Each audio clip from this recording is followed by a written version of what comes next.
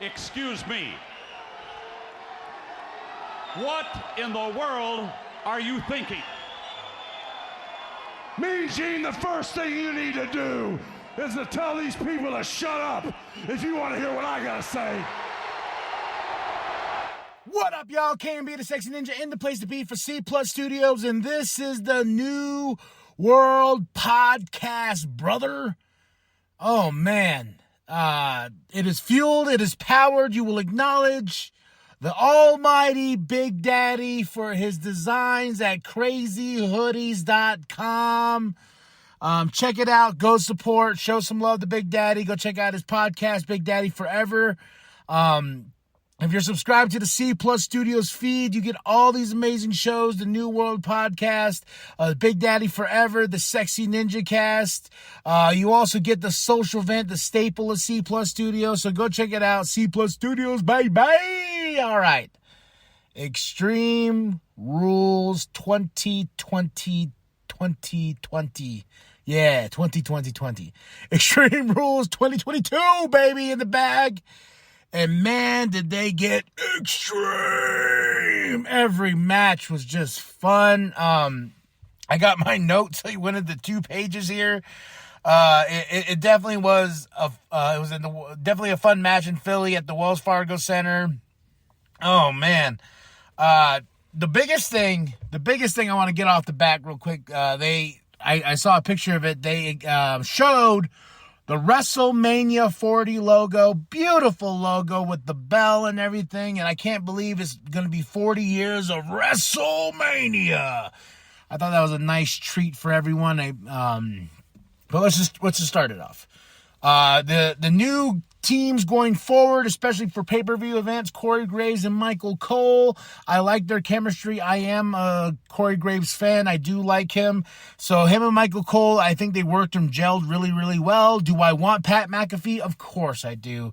But Corey Graves and Michael, they worked very well together. But we started off the show hot and fast with Imperium versus the Brawling Brutes. The Brawling Brutes getting the win, but damn!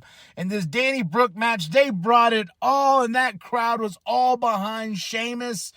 What love Sheamus is getting, and I was like on the edge of my seat. They broke the barricade pretty early on in the match on the side. We got tables, we got shillelaghs, we got it all, man. They were tearing each other apart. I'm glad the Brawling Brutes got the win because now we can continue the feud between Imperium, the Brawling Brutes, and maybe we'll get Gunther versus Sheamus 3.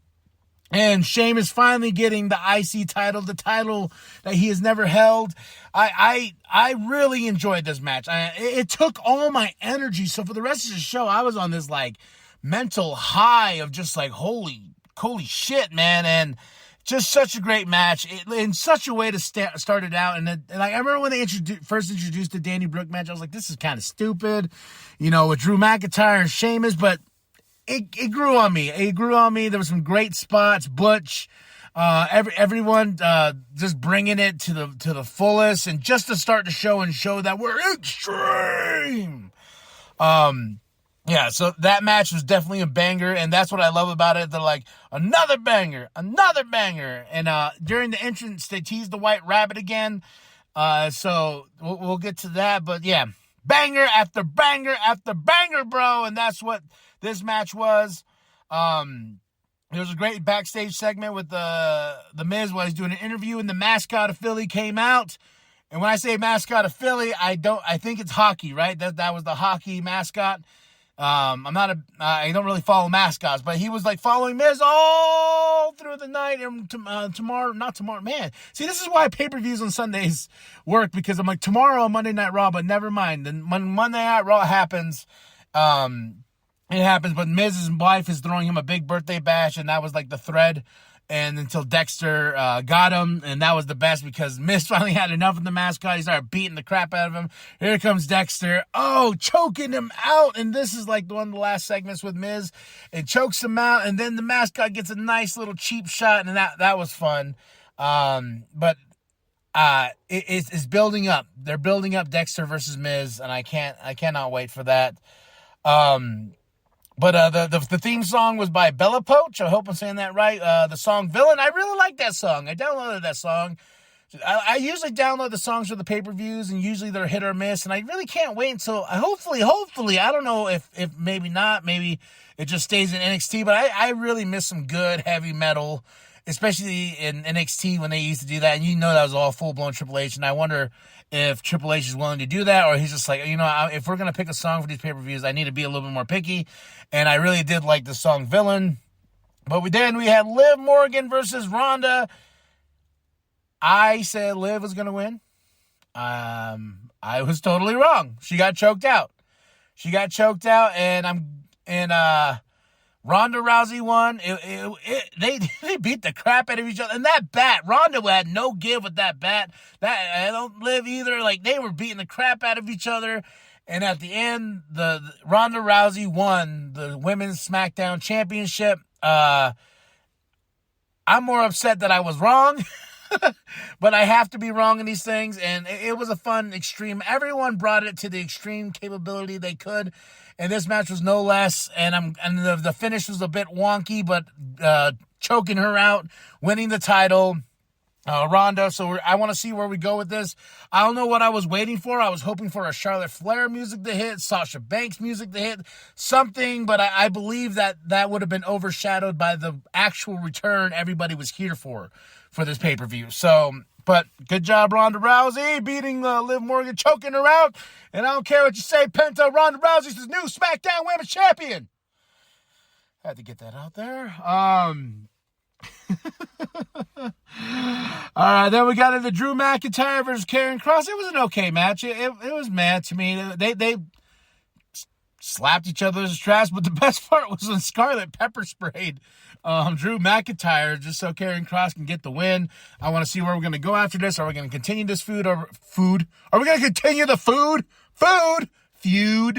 Continue this feud on with each other, and I hope we just move on and we get to Logan Paul, because the next pay-per-view is Crown Jewel. We got Roman versus Logan Paul.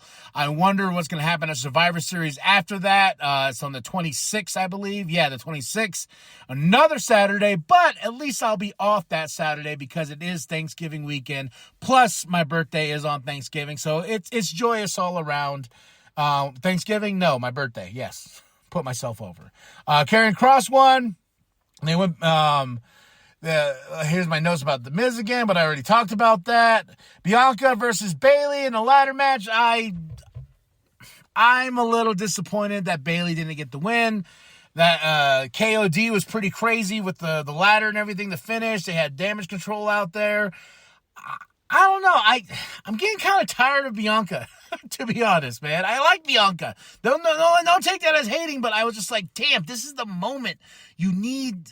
I felt, we needed to crown Bayley as the new champion, but so on. Like, I wanted Bayley to be champion. I wanted her to be with her Dakota Kai, Io Sky with the women's tag team championships. I want Bayley to have the championship as well as the Raw championship. But, it is what it is. But it was a great match. They used the ladders really well. So I'm wondering if we're going to build something to Crown Jewel, or we're going to build something to Survivor Series, if we're going to get another 3-on-3, Survivor Series match, traditional. We'll see what happens when it comes up to the next couple pay-per-views coming up. Then they announced for Raw tomorrow. Not tomorrow. See, I'm always messed up. Well, when you listen to this podcast, Raw will be tomorrow. I didn't think about that. Austin Theory versus Johnny Gargano on Raw. Then they did Bobby Lashley versus Seth, who for the U.S. title on Raw. So that's going to be fun. Edge versus Finn. Let's get into this match. I wasn't really, I don't know. It was more or less, I was like, oh, Edge is going to win because he's got grit. He's got this. He's got that. But no, this match was off the walls, bonkers. They had Ray come out, the rest of the Judgment Day come out. Finn had this crazy SMS mask coming out, and or pinhead style, whatever you want to call it. It was a fun, crazy match, man. Beth Phoenix came in, and then we got Beth and Rhea just go head to head, beat each other up. It was glorious. And I saw the ending. I saw the ending right there when Beth came out. I was like, how the hell are you going to make Edge say I quit? You threatened a concerto to Beth Phoenix, and that's what they did. And I'm glad that they didn't like, oh, I quit. Oh, my wife. You know, he's like, and they dropped the ladder. They walk out and like, we won. No, they took it a step further and bam, Rhea got her with the concerto. Just you know, well, she only got her once, but still. And Michael Cole the whole time, man, he's like, that's your father, Dominic. That's your father. Then I heard, you sons of bitches. Come here. You know, Michael Cole is great. I don't give a two craps what people say. Michael Cole is fantastic. That match was much more entertaining than I thought it was going to be. I really, really enjoyed it. And there was so much going on. And we shall see what happens on Monday Night Raw, baby. Get my notes. We finally got to the fight pit. Riddle versus Seth Rollins in the fight pit. I don't know. It was good. There were some great spots. But to end the show on this level, and Riddle won. Riddle got Seth with the tap out. That kind of surprised me. I was like, oh. Okay, well, I wasn't what I predicted. I really wanted, for some reason, the return of the almighty Bray Wyatt come out. Why did I say call him the almighty? That's not even his gimmick. But I was hoping Bray Wyatt played some effect into the main event. I'm glad Riddle won, but I'm also kind of ticked that they could have used the Bray Wyatt, but it was, I really, don't get me wrong. I'm getting right into it. The return of Bray Wyatt was a holy shit moment indeed. Some really cool tributes to Brody Lee, the whole Firefly Funhouse stuff. Like it was amazing. It was bone chilling. It was just like, oh my gosh. And I can't believe how much I actually missed Bray Wyatt coming out there with that mask and everything. You know, like I said, the Brody Lee tributes were beautiful and just, and you know, every character from the Firefly Funhouse and the crowd and everything like that. And I got the whole world in my hands. And I'm like, oh man. And he's serving his phone. It was awesome. I know it's overshadowing Riddle versus Seth, but that's the problem with that. It was like, I wanted Bray to be part of that main event some way, shape, or form, because Riddle won, he walks out, the lights go out,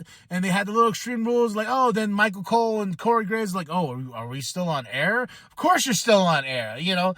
I was like, I wish, like I said, I just wish it played into effect of the match, and we're gonna take Riddle versus Bray, or we're gonna take Seth versus Bray, so we shall see what we're gonna get on Raw.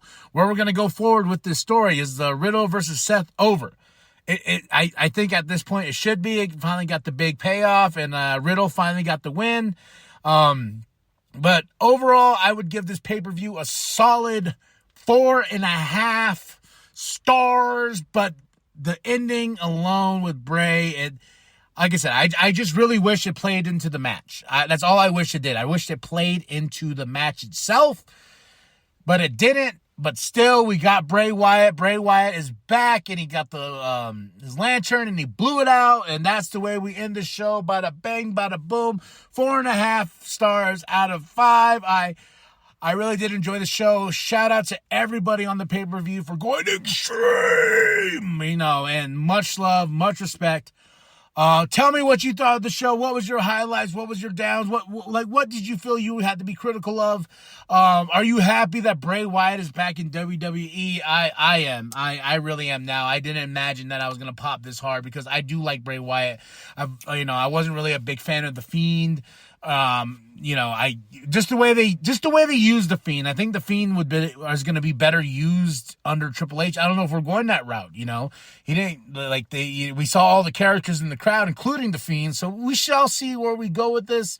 I'm excited. So Monday Night Raw is just right down the road now. Right down the road to go watch and see where we're gonna go. Tell me what you thought. Drop those comments and like and subscribe. Share with your grandma. Share with the bum down at Walmart. I am KMP. Oh, wait. That's what it was. I'm looking at my notes right now. The RVD tribute by Seth freaking Rollins was too sweet. I had to get that off my chest. Mwah. Much love, much respect. I am KMB, the Sexy Ninja. That's the only way I remembered. I was like, KMB. But I was like, oh, yeah, Seth freaking... it was awesome. It was beautiful. Yeah, I am KMB, the Sexy Ninja. I'm rambling on now. And remember, the New World Podcast is for life, brother. He's got the